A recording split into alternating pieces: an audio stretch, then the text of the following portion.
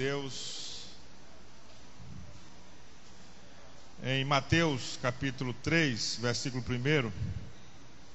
Evangelho de Mateus, Mateus capítulo 3, versículo 1 a 10. Vamos ler juntos? Acompanhe, com a sua Bíblia, ou se não, acompanhe aqui na tela. Naqueles dias surgiu João Batista pregando no deserto da Judéia e dizia: arrependei-vos, porque o reino dos céus está próximo. Este é aquele que foi anunciado pelo profeta Isaías, voz do que clama no deserto: preparai o caminho do Senhor, endireitai as suas veredas. João tinha as suas roupas feitas de pelos de camelo e usava cintos de couro na cintura. Alimentava-se com gafanhotos e mel silvestre. A ele vinha gente de Jerusalém, de toda a Judéia e de toda a província adjacente ao Jordão. Confessando os seus pecados, eram batizados por João no rio Jordão. E vendo eles muito dos fariseus e dos saduceus que vinham ao seu batismo, dizia-lhes: raça de víboras, quem vos ensinou a fugir da ira futura? Produzi sim frutos que mostrem vosso arrependimento. Não presumais de vós mesmos, dizendo: temos por pai a Abraão, porque eu vos digo que mesmo destas pedras Deus pode gerar filhos a Abraão. O machado já está posto à raiz das árvores, e toda árvore, pois, que não produz bom fruto, é cortada e lançada no fogo. Amém. Coloque a mão no seu coração, continue aí com esse texto aberto, de Mateus 3. Glória a Deus. Aleluia. Diga-se comigo: Senhor Jesus, eu estou aqui para ouvir a Tua voz falar comigo. Não quero apenas ouvir a palavra de um homem, mas quero ouvir, Senhor, a Tua palavra no meu coração. Eu dou a minha atenção para receber a Tua palavra transformadora para a minha vida e para minhas gerações futuras, em nome de Jesus. Amém. Amém. Você pode se sentar, obrigado. Amém. Eu quero compartilhar com vocês nessa noite esse tema: o arrependimento e seu maior inimigo. Nós temos trazido a palavra aqui nesses últimos domingos no livro de Mateus. Nós já falamos do capítulo 1 de Mateus, do capítulo 2, e hoje nós vamos falar do capítulo 3, do versículo 1 ao versículo 10, que nós lemos nessa noite. E nós vemos aqui um pouco da história do profeta, do último dos profetas, João Batista. O nome dele era João, e ele era apelidado de Batista, porque ele batizava as pessoas nas águas.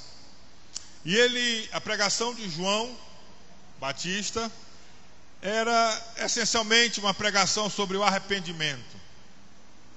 E aqui nós vamos aprender duas verdades sobre o arrependimento verdadeiro. E a primeira verdade é que todos precisam se arrepender. E a segunda verdade é que o arrependimento genuíno, ele é reconhecimento do pecado, confissão do pecado e abandono do pecado. E eu quero falar de 4 tópicos sobre esse tema: o arrependimento e seu maior inimigo. E o primeiro, como já citei, todos precisam se arrepender dos seus pecados. Todos. No versículo 1 desse texto de Mateus 3, naqueles dias surgiu João Batista pregando no deserto da Judéia Versículo 2: e ele dizia: arrependam-se, porque o reino dos céus está próximo. Como eu já falei, João pregava o arrependimento. O arrependimento que João pregava não era apenas para as prostitutas, os homens violentos, não era apenas para os ladrões, para os assassinos, para as escórias da sociedade, para os drogados, para os contrabandistas.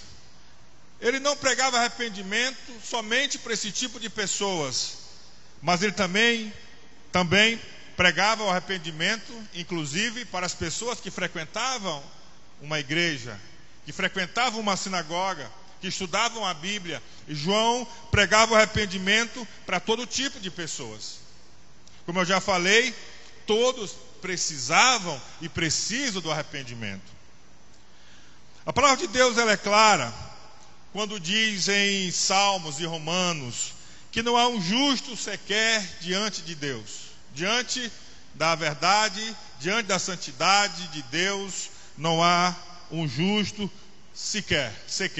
E todos, por isso, se afastaram de Deus, por causa da sua injustiça, do seu pecado e do seu reino.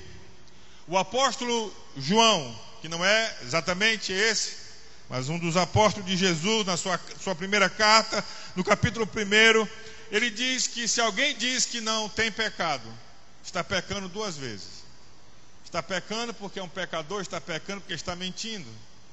Se disser que não tem pecado, já está mentindo, já está pecando. Então não tem como fugirmos dessa realidade, porque todos pecaram, todos precisam de arrependimento. Quando entenderam, diga amém. E uma das razões porque João pregava o arrependimento é porque ele dizia: o reino de Deus está próximo. O reino de Deus está vindo. E no final, o reino de Deus vai separar os arrependidos dos não arrependidos. No versículo 10 ele diz assim: o machado está posto à raiz das árvores, e toda árvore que não der bom fruto será cortada e lançada ao fogo. O bom fruto é o arrependimento verdadeiro. É a vida que demonstra com a sua prática que realmente houve o arrependimento. Se não houver o arrependimento verdadeiro no reino de Deus, o machado vai cortar a raiz, e a árvore e a pessoa que não tiver dado fruto de arrependimento será lançado ao fogo, como a árvore que não dá fruto também é lançada ao fogo. No final, o reino de Deus vai separar os arrependidos dos não arrependidos. Então, o que é que nós vemos aqui? A importância do arrependimento. Vemos aqui a necessidade do arrependimento.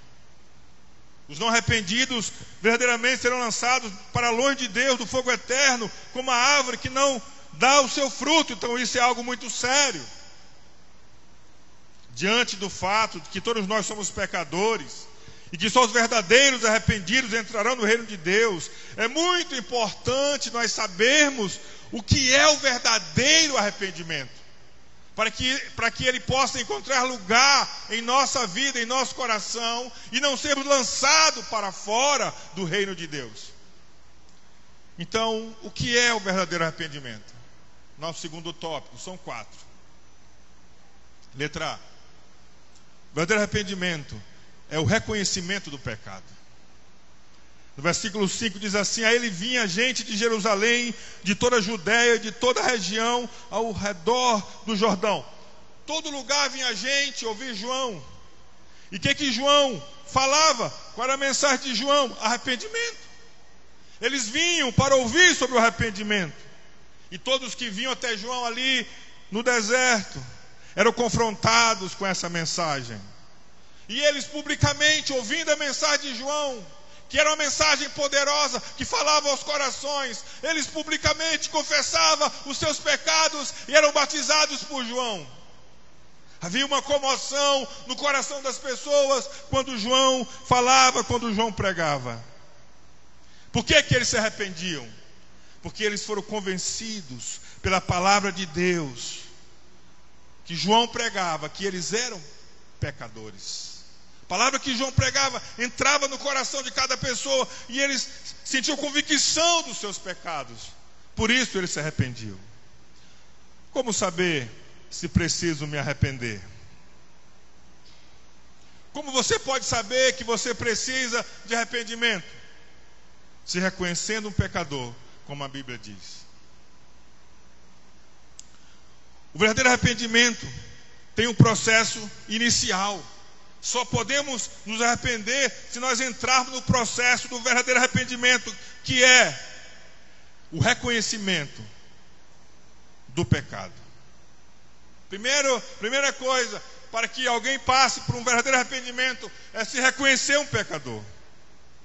Quem não reconhece o seu erro, não muda. Quem não reconhece seu pecado, não terá como se arrepender deles. Não há esperança para quem não reconhece o seu erro. Não há esperança de mudança. Não há esperança de transformação. Não há esperança de algo novo na vida. Não há esperança de arrependimento para quem não se considera um pecador, não se reconhece um pecador. É fundamental que reconheçamos essa verdade, que nós somos, que eu sou, que você é um pecador. Talvez tenhamos que parar por um momento, ou talvez tenhamos que parar por um longo momento, por um tempo prolongado, tenhamos que parar e refletir e ouvir a voz da nossa consciência, que muitas vezes nos acusa, nos alerta. Talvez ouvir alguém do nosso lado ou próximo a nós que reclama de nós, que foi ofendido, que passou por uma dor por nossa causa. Temos que talvez ouvir pessoas mais frágeis, mais fracas ao nosso redor, que dizem algo sobre nós. Temos que ouvir e refletir sobre isso. E principalmente nós temos que ouvir a palavra de Deus, os seus mandamentos. E quando a Bíblia diz que nós somos transgressores da sua palavra, reconhecermos que nós realmente transgredimos e não estamos fazendo a vontade de Deus para a nossa vida. Então, dessa forma, com essa reflexão, verdadeiramente, nós podemos começar um processo de arrependimento em nossa vida e em nosso coração. Perceba-se e aceite que tens culpa, que falhastes diante das pessoas e de Deus, que és um pecador. Só após reconhecer que temos pecado é que poderemos confessá-los. Não tem como confessar uma coisa que eu não tenho conhecimento. Provérbios 28:13. Quem esconde os seus pecados não prospera, mas quem confessa e deixa alcançará misericórdia. Depois de que você reconhece o seu pecado, você precisa confessar o seu pecado. Versículo 6 de Mateus, capítulo 3, diz assim: confessando os seus pecados, eram batizados por ele no Rio Jordão. Aquelas pessoas reconheciam e confessavam os seus pecados. As pessoas não só ouviam a mensagem de João sobre arrependimento, eles reconheciam os seus pecados e os confessavam. A falta de confissão, mesmo após o reconhecimento ou admissão do pecado, anula o processo verdadeiro de arrependimento em nosso coração. Não havendo confissão de pecado, não adianta tentar remediá-lo ou passar um verniz na frente com boas obras, caridade e até um tipo de religiosidade. Não se trata, não se liberta do pecado de verdade, de forma oculta ou escondida, encontrando para isso desculpas ou qualquer outro tipo de fuga que nos evite confrontá-lo. É preciso reconhecer e confessá-lo, trazer o pecado à luz. Não adianta levantar desculpas. É a luz da confissão que vence a escuridão do pecado na vida do que crê.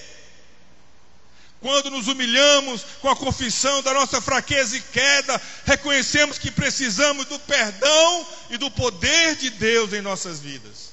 Tiago 4,10 diz que se nós nos humilharmos diante de Deus, Deus vai nos exaltar. Você pode dizer glória a Deus?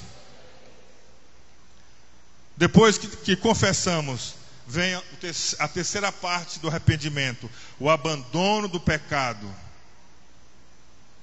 A confissão é a maior indicação que queremos abandonar o pecado em nossa vida, que realmente desejamos o perdão e o favor de Deus. Quem esconde os seus pecados não prospera, mas quem os confessa e os abandona encontra a misericórdia. Provérbios 28:13, mais uma vez. Queridos, necessitamos em nossa vida não só da graça perdoadora, mas também da graça capacitadora de Deus para abandonarmos o pecado. O mesmo Deus que tem poder de nos perdoar os pecados, o mesmo Deus tem poder de nos libertar do poder do pecado. Você pode dizer amém? Você pode dizer amém? Quando cremos nessa graça transformadora de Deus para abandonar o pecado, nós deixamos que Deus demonstre o seu poder em nossas vidas, experimentamos o poder de Deus em nossas vidas, e isso vai impactar as pessoas que estão ao nosso redor, quando verem em nós a transformação da presença do Espírito de Deus. Você pode dizer amém, querido? O mesmo Deus que pode cuidar do nosso passado, nos perdoando os pecados, é o mesmo Deus também que cuida do futuro, nos fortalecendo e nos dando vitória contra o pecado. Você pode dizer amém? A esta altura dessa mensagem que você está ouvindo, você mentalmente possa concordar com o que você está ouvindo. Talvez você, se você pudesse me responder e dizer alguma coisa, você diria: pastor, essa palavra é verdade. Mas deixa eu dizer uma coisa para você nesse momento. Dificilmente essa verdade será praticada em sua vida se você não vencer o grande inimigo do verdadeiro arrependimento. E o grande inimigo do verdadeiro arrependimento, qual é? Vamos para o terceiro tópico. O maior inimigo para o verdadeiro arrependimento é o orgulho. É o orgulho. O maior inimigo para que alguém se arrependa é o orgulho.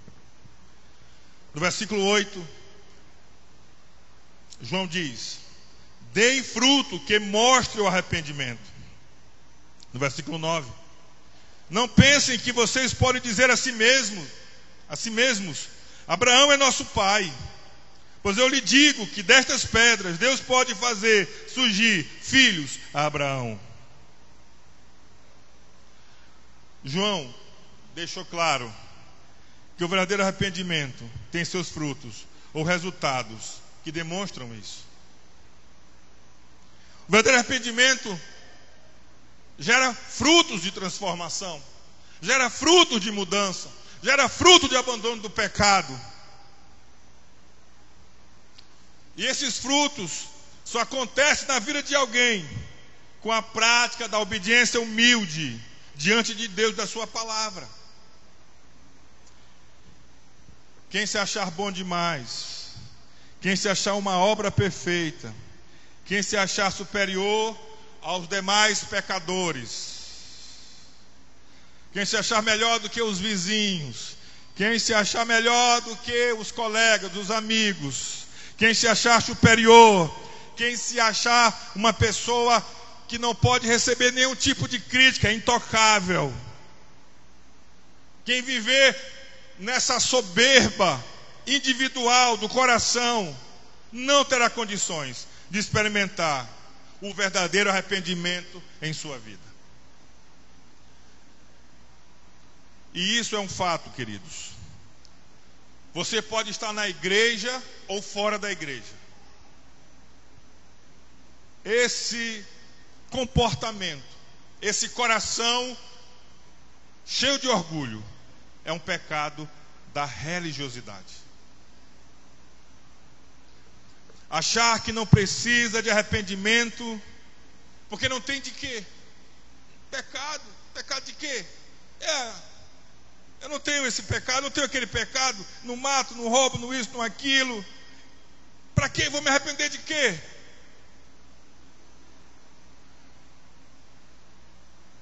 Isso demonstra um comportamento de alguém religioso, de alguém que se acha superior, de alguém que se acha melhor.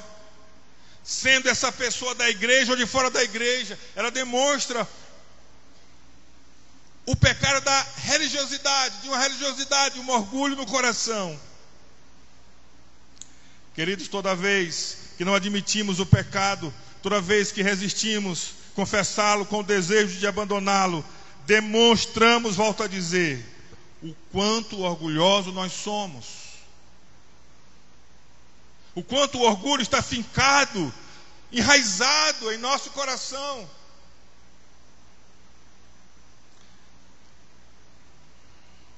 É certo que o nosso orgulho que nos faz tentar esconder o pecado de tal maneira que às vezes, a qualquer custo, não queremos que ninguém saiba da nossa vida. Não queremos que ninguém conheça a nossa vida. Não queremos que alguém entre em nossa intimidade, porque nós queremos esconder o nosso pecado a qualquer custo. Por trás de cada pecado não reconhecido e confessado está o orgulho do coração. É como se nós disséssemos para Deus, que diz que nós somos pecadores, e que nós mentimos quando nós pecamos, está escrito em sua palavra. É como se nós disséssemos para Deus: Deus, você está errado e eu estou certo. Eu não preciso me arrepender, eu não preciso passar por esse processo. Eu estou bem, eu estou tranquilo, eu estou feliz. É assim que eu quero viver. É o orgulho do coração que demonstra uma rebelião profunda contra a santidade de Deus e a sua palavra. Queridos, a essa altura temos que responder uma pergunta: queremos realmente o reino de Deus ou não? Queremos a transformação do verdadeiro arrependimento, ou vamos nos contentar com as ofertas do diabo e continuar vivendo do mesmo jeito? E alguém pode perguntar: pastor, e por que o diabo entra nessa história? O texto não fala do diabo. O texto fala de João, das pessoas, do arrependimento. Mas eu quero dizer para você o seguinte: aonde existe o orgulho no coração, existe um sujeito oculto. Aonde existe dureza de coração em relação a Deus, existe alguém por trás, um sujeito oculto, e o sujeito oculto é o diabo. Atrás de todo orgulho religioso está a ação do diabo. Veja que Deus trabalha na humildade do reconhecimento do pecado, sua confissão e abandono.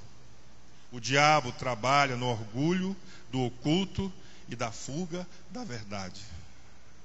Quando o orgulho religioso aumenta no coração de alguém, quanto mais eu me orgulhar, quanto mais eu me fechar, quanto mais eu me tornar impenetrável pela palavra, pelo Espírito de Deus, mais eu afasto Deus da minha vida, mais eu diminuo Deus. Deus diante de mim se torna pequeno e eu me torno engrandecido, arrogante, orgulhoso.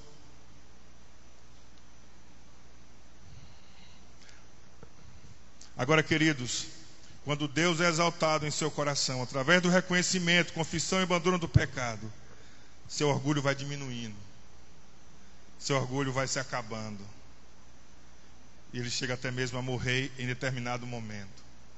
E quando o homem se humilha, quando o homem ele reconhece a sua pecaminosidade diante de Deus, o ego diminui, o seu eu diminui, mas Cristo vai crescendo em sua vida, Cristo vai sendo exaltado na sua vida, Cristo vai sendo glorificado em sua vida, e Deus levanta e exalta esse homem, essa mulher, para a sua glória, para a sua honra e para o seu louvor. Você pode dizer amém? Quando reconhecemos e confessamos nossos pecados, demonstramos humildade. Começamos a parecer e nos alinhamos com Jesus. Escute bem o que eu vou lhe dizer. O orgulho fez o diabo, sendo um anjo criado, querer ser igual a Deus. Os profetas dizem que esse anjo tentou assentar-se no trono de Deus e governar no lugar de Deus. Ele quis se exaltar, quis ser igual a Deus, quis confrontar com Deus. Mas a Bíblia diz que o diabo e os seus anjos foram expulsos dos céus e nunca mais eles terão lugar na presença de Deus. Foram lançados para baixo. Ele foi expulso do céu. A humildade fez Jesus, mesmo sendo Deus, que ele estava no trono, fez Jesus descer do trono. Fez Jesus se despir das suas vestes de Deus, da sua semelhança de Deus, como realmente ele era Deus. E Jesus vestiu a roupa de homem pecador. Jesus vestiu a roupa de homem pecador, que ele veio até João, para João batizá-lo nas águas, para cumprir a justiça. Jesus veio a esse mundo caótico, para viver entre nós, não como um rei que manda, mas como um rei que serve, e que deu a sua vida em resgate de muitos. Entre esses muitos, creio eu, estou eu e está você, resgatado pela graça, pelo amor, pelo sangue de Jesus. Você pode dizer glória a Deus? Queridos, quando escondemos nossos pecados, damos lugar ao orgulho e começamos a aparecer e nos aliamos com o diabo. Somos assim expulsos da presença de Deus, como ele foi. Quando reconhecemos, confessamos e abandonamos o pecado, parecemos com Cristo, agradamos a Deus, sendo perdoados e aceitos na sua presença. Você pode dizer amém?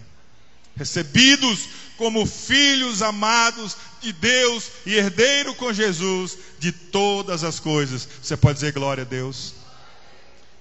Eu quero concluir essa palavra nessa noite e quero relembrar uma lição básica daquilo que aprendemos nessa noite.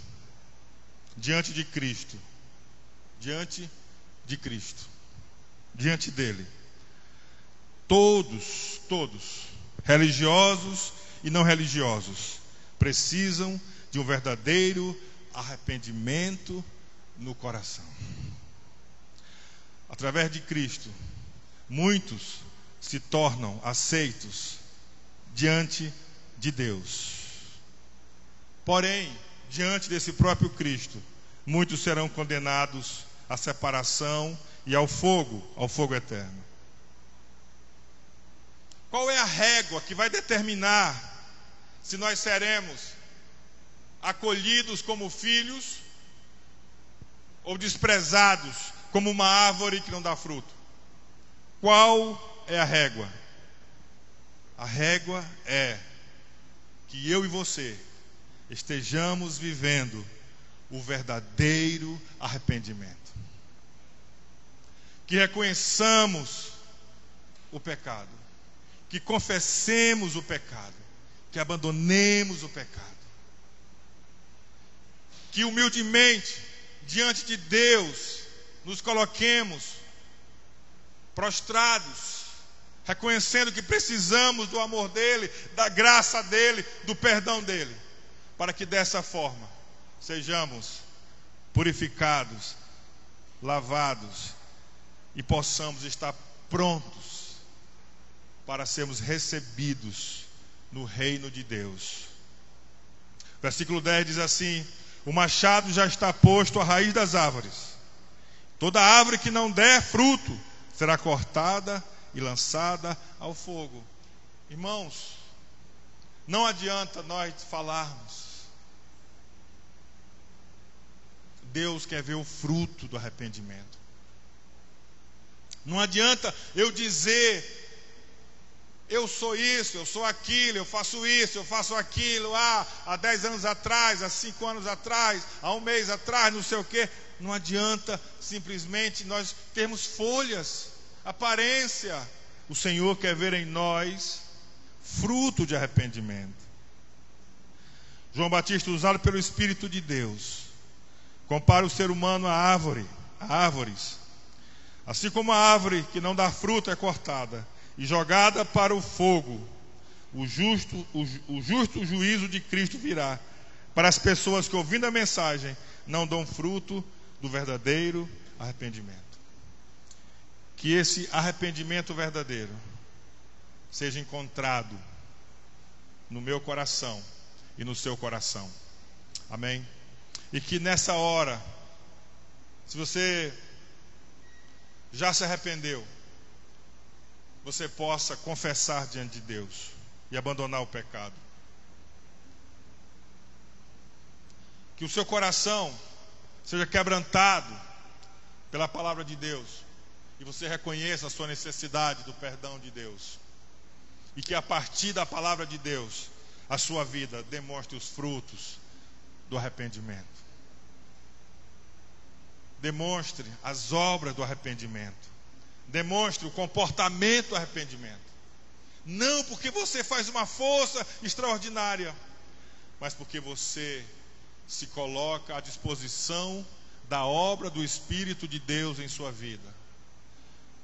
Você se coloca diante de Deus para que a graça dele transforme o seu coração, de tal maneira que quem está em Cristo é nova criatura, e as coisas velhas realmente já ficaram para trás, e eis que tudo se faz novo em nossas vidas.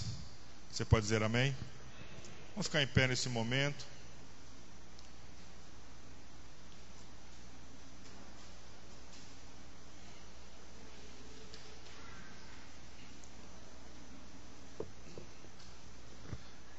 Glória a Deus.